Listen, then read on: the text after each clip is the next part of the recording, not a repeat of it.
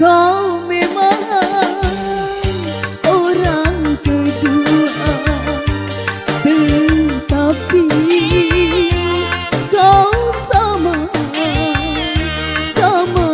jahatnya.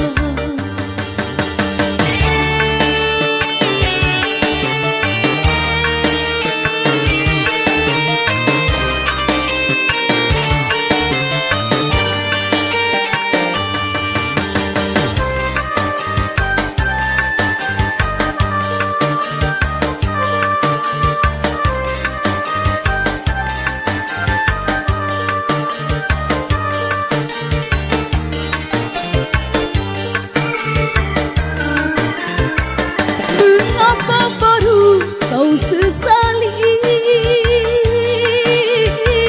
setelah kau puas dariku? Memang ku akui ikatan cinta kita tanpa surat pernyataan.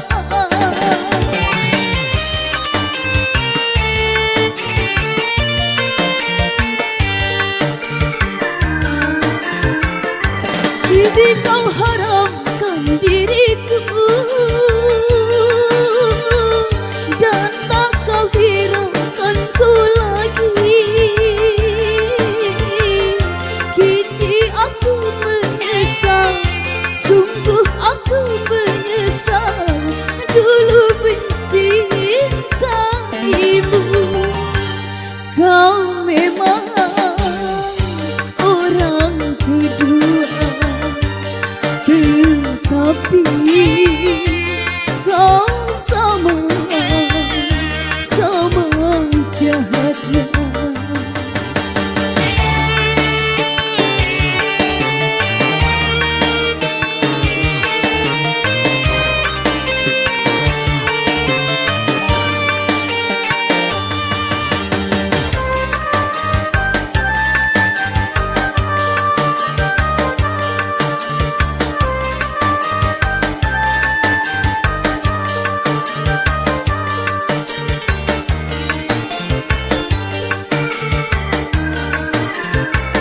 Mengapa baru kau sesali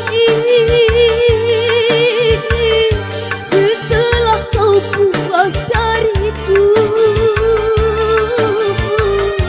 Memang ku akui ikatan cinta kita tanpa surat pernyataan.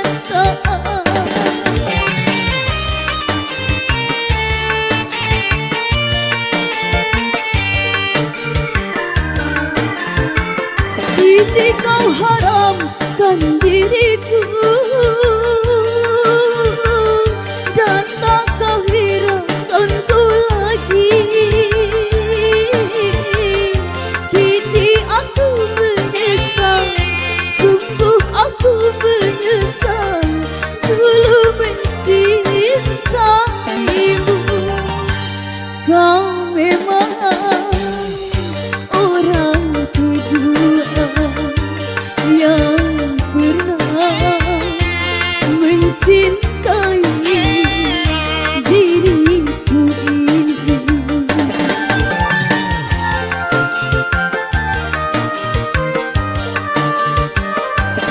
Tetapi engkau pun sama jahatnya. Teganya pada diriku, tak pernah ku rasakan indahnya punya kekasih. Seakan-akan kau anggap diriku hilang untuk selamanya. Kau memang orang kedua, tetapi kau sama jahatnya.